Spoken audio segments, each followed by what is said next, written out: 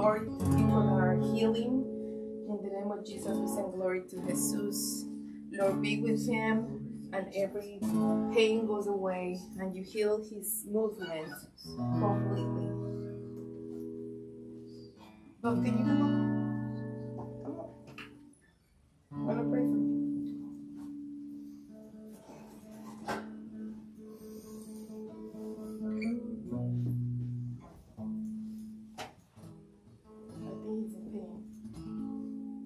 In a lot of pain. Why your knee?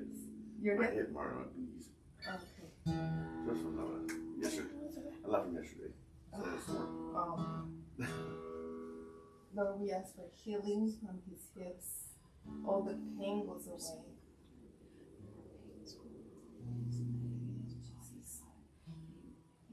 Lord, we ask for his knees, for healing, for complete healing on his knees. Lord, that every tendon, every muscle starts working the way it was created. Jesus.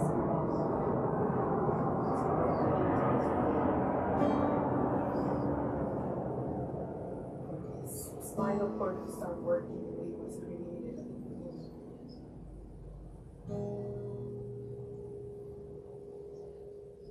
As you take control over his health. And everything to be order. In order, according to what you created at the beginning. Jesus. We ask for a peace in your way. We ask for your healing.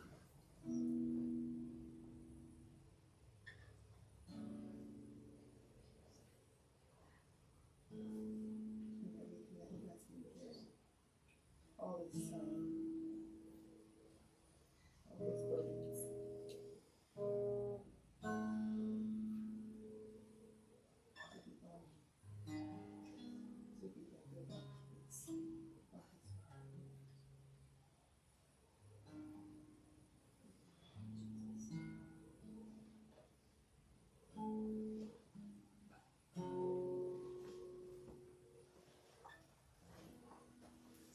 Give a round of applause to the King of Kings, you guys.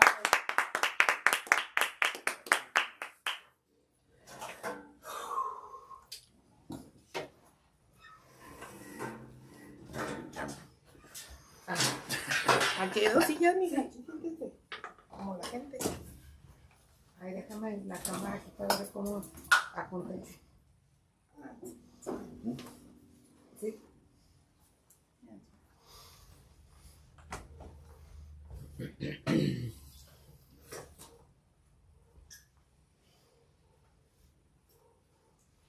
Do you guys remember what we talked about it last week? Yes. Well, we're gonna continue with the roof because I kind of like her now. Ruth, no está todavía. Ruth molesta. No, siéntate acá. I want to see your face.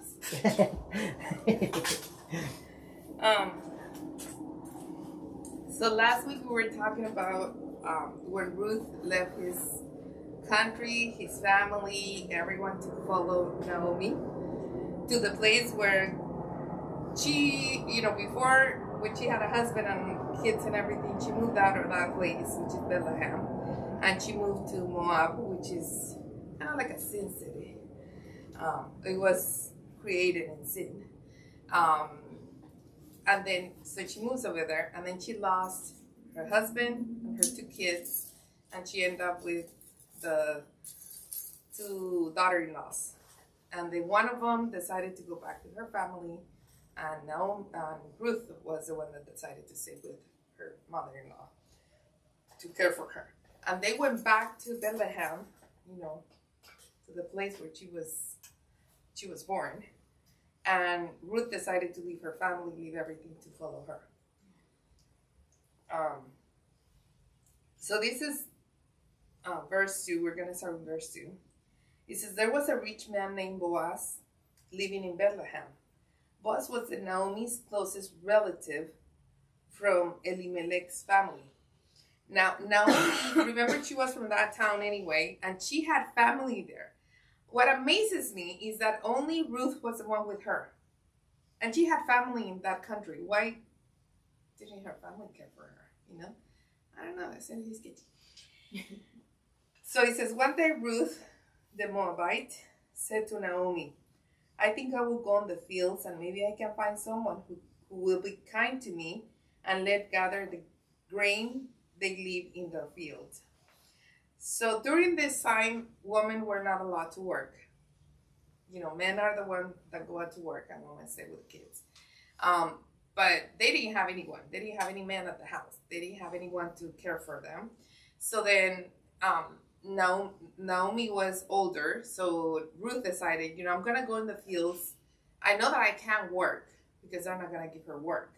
But she says, but at least, I can pick up whatever leftovers they leave on the ground for us. And, I can make something out of it. And then it says, so Ruth went to the fields and she followed the workers who were cutting the grain and gathered the grain that was left. It happened that part of the field belonged to Boaz, the man from Elimelech's family. Later, Boaz came to the field from Bethlehem and gathered his workers. And he says, the Lord be with you. And the workers answered, and may the Lord bless you. Then Boaz spoke to the servant who was in charge of the workers, and he asked, who's that girl? The servant answered, she's the Moabite woman who came with Naomi from the country of Moab. She came early this morning and asked me if she could follow the workers and gather the grain that was left on the ground. She rested only a short time in the shelter. Then Boaz said to Ruth, listen, child, stay here in the fields and gather the grain for yourself. There is no need for you to go to any other field. Continue following behind my woman workers, which is the ones that pick up stuff. Watch to see which fields they go and cut the grain and follow them. I have warned the young men not to bother you. When you are thirsty, go and drink from the same water jug my men drink from. Then Ruth bowed very low to the ground and said to Boaz, I am a foreigner. Oh, foreigner, I must say. So I'm surprised you even noticed me. Because remember, these are people that are kind of like, they come from a country that is like a sin. So they're not really welcome in Bethlehem. But, she was like, thank you for noticing that I'm in trouble and I need help.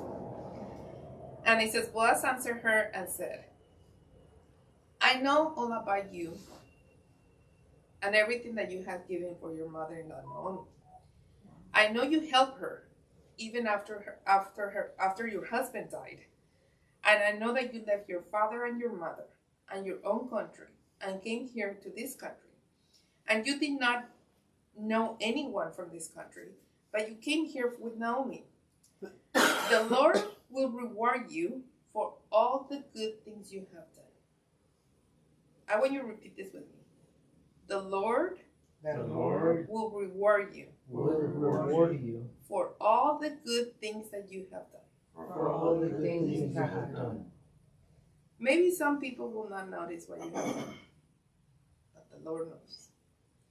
And he said, the Lord of the God of Israel will pay you in full what you have come to him for safety, and he will protect you. Then Ruth said, I hope I can continue to please you.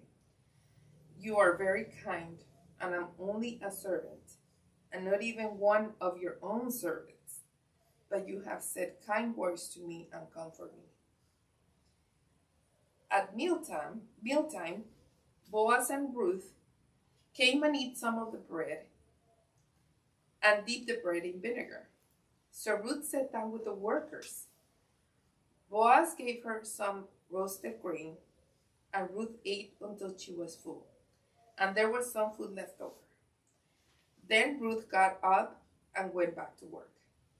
Then Boaz told the servants, let Ruth gather even around the piles of grain, and don't stop her, and make her work easier by dropping some full heads of grain for her, and let her gather the grain, and don't tell her to stop.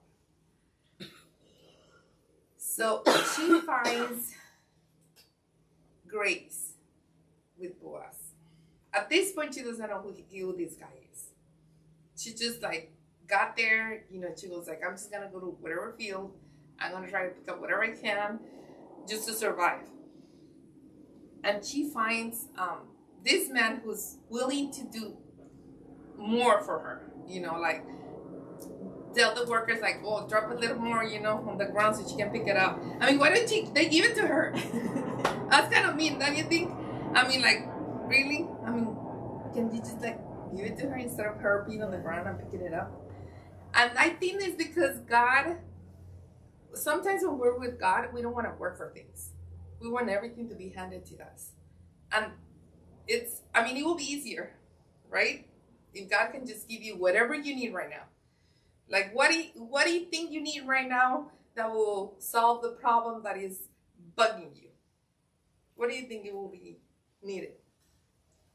What do you need right now that you say, like, if I have this, that problem goes away? There's a lot. I know. I mean, there's no one yeah. thing that you can like narrow it down to one thing and say like, okay, if I have this, that will solve the problem. Right? But it's not that easy. Even sometimes when we're with God, we expect God to go and just give you everything easy, make it easy for you, like hand it over. Like, I need this much money, God, just give it to me. I need, $150,000 right now to get out of debt, so just give it to me. Why don't you just give it to me? Why do I have to work for it? But that's because we have to learn to trust the Lord. At this point, she had no idea what God had in place for her. Wow. And when it says, people will not see what you have done in the Lord. Sometimes you do things like, it's great when you do testimonies, but it's better when people see what you have done for Him. Like, let's say you pray for somebody, and that somebody probably is not going to come to church and give a testimony. But let it sit a little bit. Let it work a little bit. And later on, people will see what you have done. You don't have to be telling the world like, oh, I pray for this and I pray for that and I do this and I do that and I do all these things for the Lord. God is always watching. God is always seeing what you've done. And He's going to reward us for what we have done.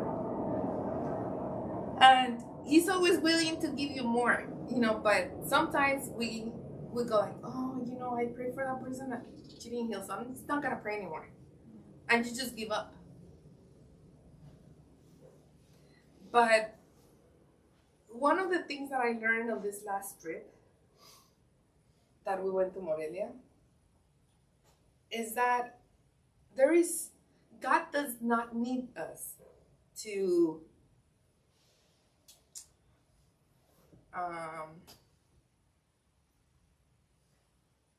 defend Him. You know what I mean? Like, you will do something and then you feel bad because you didn't defend God on saying like, oh, I prayed for that person and nothing happened. And you try to like defend God and say like, but I know God is going to do. He doesn't need us to defend Him. He's God. He doesn't need defense from us. But sometimes we as humans, we try to defend Him. And that's, that's something that we try to do because we want to know, we want people to know what God we have. I have a question. Yeah. So let's say I prayed for people for healing at work and they don't give glory or honor to God. Like after we come back and then they tell us like, oh, I got healed or, something happened and I feel better. But they never say thank God or yes. nothing. Yes. People are ungrateful. We are ungrateful. Sometimes we don't thank God for everything that He has done for us. Sometimes we don't thank God for simple things. You know, like last week I was talking in TJ that we don't thank God for the simplest things in life. You know, we don't thank Him for a day. You know, we don't thank Him a lot. But that's because our human being is being ungrateful. That's who we are. And even if people don't thank God for what He has done, you thank Him for that. And what happened is that, guess who's going to get the reward? You are. She got the healing, but you got the reward. Because you thank Him for her healing. You know what I mean? And people don't see it that way. But sometimes when we're grateful, God will give you more. But when we're grateful, you know, a little. So don't feel bad if, you know, you pray for people. Because our mission in life is to give up the word of the Lord and, you know, teach them how great God is and everything else. And if they're ungrateful, if they don't want to, you know, if they don't want to have a relationship, that's up to them. Later on, you know, maybe it's not their time. That's the way I think. You know, some people are just not. It's not their time yet. You know, it will take time. You know, and something will take years. You know, like my mom, she had a neighbor, and she ministered her for 7 years before she even accepted to go to church. So, you know, it's not easy. You know, it's not an easy job, but it's like Ruth. You know, you're picking up like little things, and God will reward you later. Wow. And maybe people are not thankful for the little things, but you are thankful for them. You're going to thank God because this person healed. I don't care if this person is not going to ask, you know, is not going to accept that you did something for them, but I accept that you did it. And then the worst is when you pray for somebody, and first of all, they're never going to thank you, right? Like I don't know, it's been probably like, maybe this was like 5, so I would say probably 20 years ago. There was a girl in our family, and this is family, who wasn't able to have kids. She just couldn't have kids. She was already married, I don't know, for 4 years or something like that, and she couldn't get pregnant, right? And during that time, I remember that at church we were learning how to pray for people and stuff like that. And we're always like learning stuff, right? So in one, I think it was in A conference? No. We were at Easter Sunday. In one Easter Sunday, we were together in the family and stuff. And then, I mean, they all know that I'm Christian, you know, so she comes to me and she was like, you know what, I just can't get pregnant. And I was like, sorry. And, you know, it was hard because in that period of time, we were learning that when people want something, they will ask for something. Mm-hmm. You know, like even when Jesus was walking and, you know, he see like a man that was blind. And he asked him, what do you need? What do you want? I mean, logically you will say like, God, don't you see that he's blind? He needs to see. Yeah. But that's probably not what he wants. So then I asked her, is there something you need from me? Like, sorry that you can't have kids, but, you know. And then she goes like, can you pray for me? I said, yeah, of course. And we're like in the middle of, like, this family doesn't believe in God, okay? So it's hard. And I remember that, you know, everybody was eating and doing stuff. And I just, you know, we were like right in the middle. And there are like tables and chairs everywhere. And I feel bad telling her, like, let's go to the corner, you know. And I go like, I shouldn't be ashamed of, what's happening here. It's hard because like you're in a position that you don't want to be in.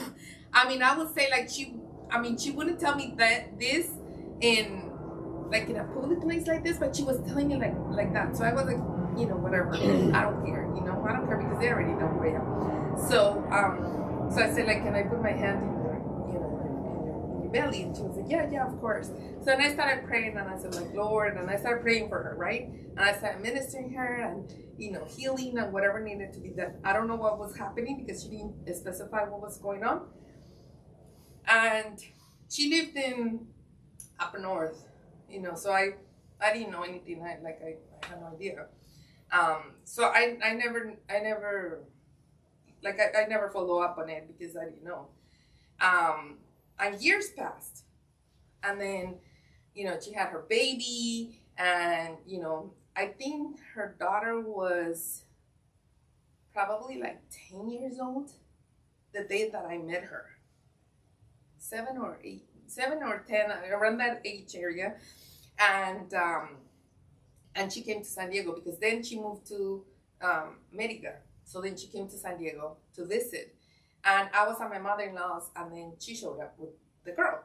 I knew that she was pregnant, but I was like, I know it was you, God. I know it was you, but I'm not gonna ask them. I'm not gonna tell them anything. And years passed. I'm talking about 10 years. And then, so she got there, and she came to me and she hugged me. And then I was like, weird, because I haven't seen this girl in years. And then she was like, thank you for praying for me. Thank you, because I know it was through you that God did something. Wow. And sometimes people are not going to thank you for what you have done, even though it was in a situation that you didn't want to be in. Mm-hmm. True. But later on, God will reward you for what you have done. Wow. And then one time we went to Merida, we sit with them in a cafe and everything. And then she was like, thank you. I mean, I have no words to tell you, because she hasn't been able to get pregnant yet, but she never asked for anything again, ever. Yeah. And I don't think she wants to have more kids. She's already too old anyway. But there's gonna be people that like, I prayed for her and she didn't even thank God, because I know that she wasn't going to go to church. She didn't came here and say thank God for, Anna prayed for me, and God did a miracle in my life and on my family, but she never did it, but she knew at some point. I think God gotta talk to her and say you gotta thank the person who was used in that moment, So sometimes people are just gonna be ungrateful, and we just can't change their minds about it. The thing that we have to learn is how grateful I am. Am I grateful for everything that God has done? People have prayed for me. People have given me advice. Am I grateful for that? Am I grateful for putting people in my life that are helping me right now? Or am I ungrateful too? But don't worry about it. Okay, so then at this point, Boaz not only give the workers a message, you guys have to drop stuff in purpose, so she can pick it up.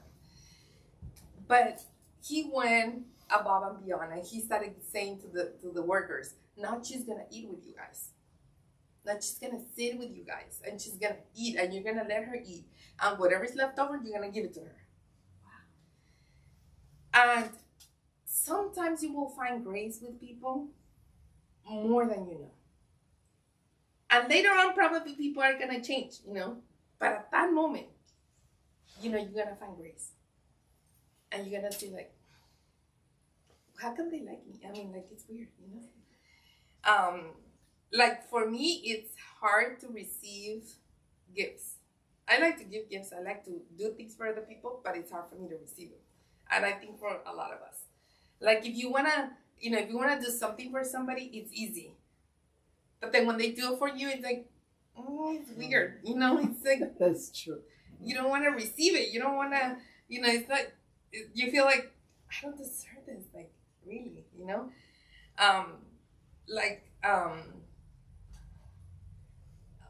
my birthday just passed. last month, and they asked me like, "What are you doing for your birthday?" Now this is weird because I'm the kind of person that will organize a birthday party for anyone. Okay. And I make the food. I do everything. I don't care. I know, my sister's here and she knows that we go like, cooking is not a big deal. We can cook anything, anytime. And, we don't have problem feeding 100 people or whatever. Wow. So for me, it's like when they ask me like, what are your plans for your birthday? And I'm like, what it would be really weird? It's if I organize my own birthday. That's weird. So I said like, no, I don't want to do that because, it's kind of weird. I mean, it'd be different if it was just another day. I can just make food and invite people, whatever. But they were asking because I was turning 50. So then I was like, I don't know, it's weird. It's like you're organizing your own quinceañera. It's like, it's weird. So then I was like, I don't know. I think it's just, There's no satisfaction. Yeah, it's just, I don't know. It was just awkward. So then I'm like, no, I think we just go to a restaurant and eat, and have people serve me, that'd be nice. And I was telling them that I like this restaurant and this and that in Rosarito. And I was like, I want to go there because I've seen videos and it's nice and I want to go. And she goes like, okay, so I'm going to organize something. But then I feel bad because it's a restaurant that, it's a little pricey. So not a lot of people can afford it. And I go like, but I feel bad because the people at church are not going to be with me. Like I want to invite everybody, but I want to go to this restaurant. And then she goes like, no, don't worry. I told a couple people and I'm going to bring a cake for your birthday. So we can like cut the cake here with the rest of the people and then we can go to the restaurant. So I was like, oh, that's nice, And I thought exactly what she said. That's exactly what was going to happen. I had no idea. In your head. Yeah, I meant in my head like, oh, we're going to go to that restaurant. I like the restaurant. And then she, because this restaurant is like, I don't know if you know it, but it's called Encantos in Rosarito. And it's, everything is like very Mexican. Okay? Like the whole theme of the restaurant is Mexican. But I'm talking about like colorful, flags everywhere, those flags that are cut up and whatever. And, the little monitas and, everything is like very, very colorful and Mexican and stuff. And she goes like, and since you're turning 50, I'm going to pay like, this lady from church.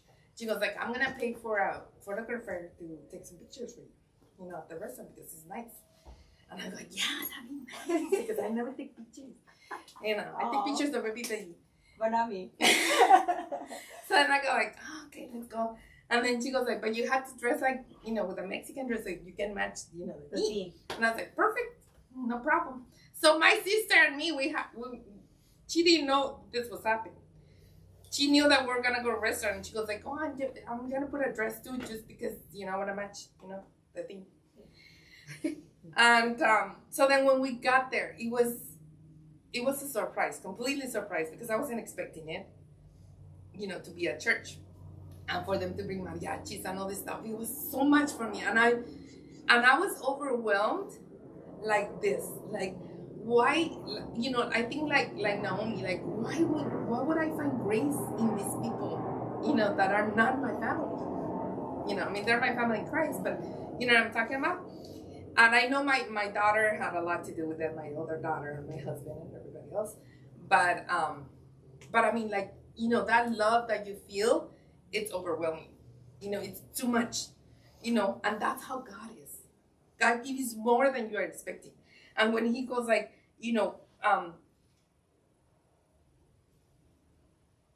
he says, you were very kind. God will see that kindness in you. And sometimes you feel like you're not doing enough or you're not doing more than you should. But God is watching the little things that you're doing. Even if it's a little bit. Even if you say like, oh, like on Wednesdays, two of the ladies that go to church, they're older, and I usually pick them up. I mean, I cross the border, sometimes it takes me 45 minutes or whatever. Like last week it took me like an hour to cross over. And then I had to go pick one up, and then I went to pick up the other one, and then I went to church. So sometimes, you know, you gotta sacrifice a little bit of your time out of your day for people. But God is always watching. And He's always seeing like what the little things that you have done, and He's gonna be rewarding you. Maybe not in the way you expected, but in a better way. You know, just like my birthday. I was expecting this much, and God gave me this much. So sometimes your expectations are very little compared to what God has for you. You're expecting, oh, okay, you know, I'm nice. I expect people to be nice. Not always. I'm grateful. I expect people to be grateful. Not always. It's not going to happen. But it depends how we see it. Now it says, okay, we're here. 17. Ruth worked in the fields until evening. Then she separated the grain from the chaff, which is like when they separate like the dry stuff. And there was about 1/2 a bushel or barley. Ruth carried the grain into the town to show her mother-in-law what she had gathered. She also gave her the food that was left from the lunch. And her mother-in-law asked her, where did you gather all the grain? Where did you work? And then she goes like, bless the man who noticed you. How did she know that somebody noticed her? Mm-hmm. Mother-in-law's a little speech. It says, then Ruth told her who she had worked with. And she says, the man I work with today, his name is Boaz. And Naomi told her daughter-in-law, the Lord bless him.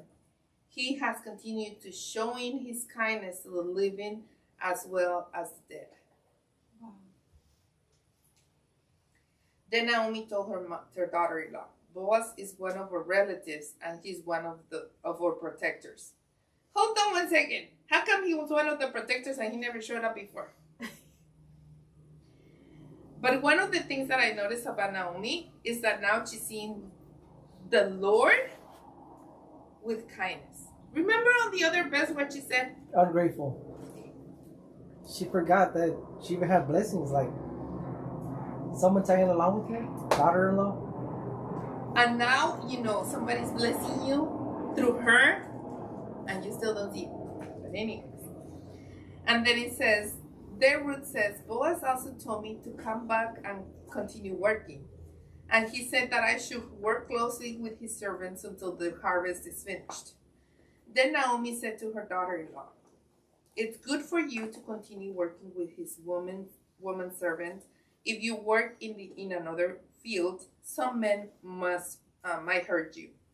So Ruth continued to work closely with the woman servants of Boaz, and she gathered grain until the barley harvest was finished.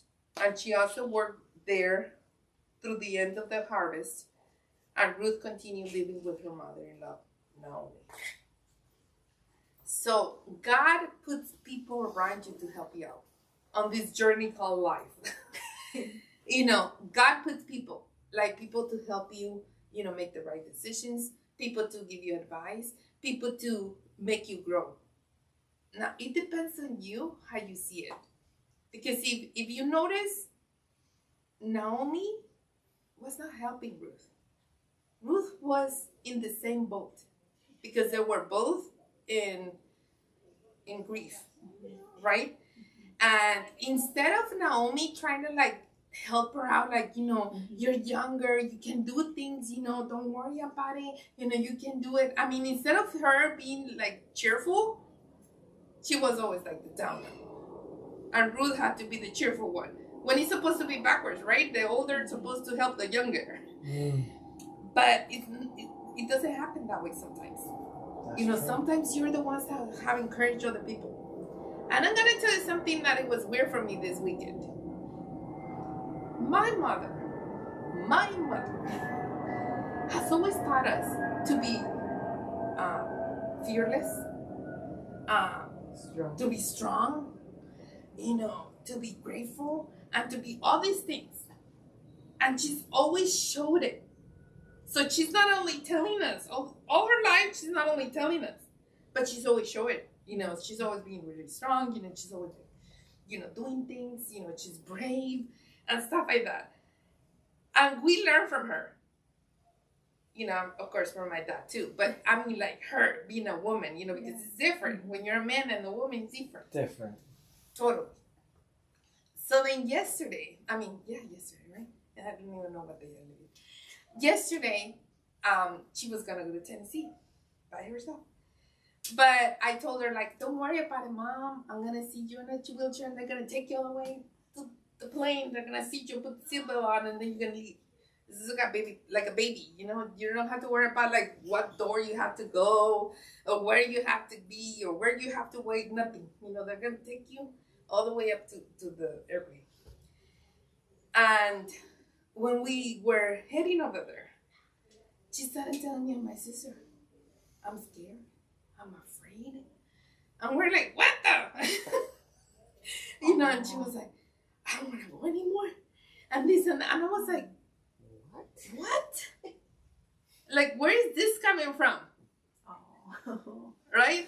So then we got out of the car. I said, don't worry about it, Mom. I'm going to get out with you and this and that, So we got out of the car, and then I'm sitting here on the wheelchair, and she's shaking. Oh. And I'm like, if you don't want to go, you don't have to go. She said, but it's already paid for. Who cares about the money? If you don't want to go, you don't have to go. She was like, no, but I want to see David. All right. And then she tells me again, like she was sitting down, we're waiting for them because they had him like, it was funny because they had him like babies. They had like all the wheelchairs here with a bunch of old people, and then all the wheelchairs there, a bunch of old people. But my mom was the oldest. They were all probably in this. She was the youngest of all the oldest. No, she was the oldest. Wow, She was the oldest in the But group. she looks younger. Yeah, she looks younger. The girl couldn't believe that she was 90. So then they're sitting there, right? They're waiting, and then she was like, "It's because I'm really scared." And this and that. I'm like, "Mom, hold on one second. You always taught us to be brave and do things and don't be afraid of nothing and be fearless and keep going and stuff like that. And now you're telling me like, no, that's weird." And she was like, "Well, sometimes you can feel afraid." I said, "Yeah, but you told us not to be afraid, like all the time that we were afraid of something."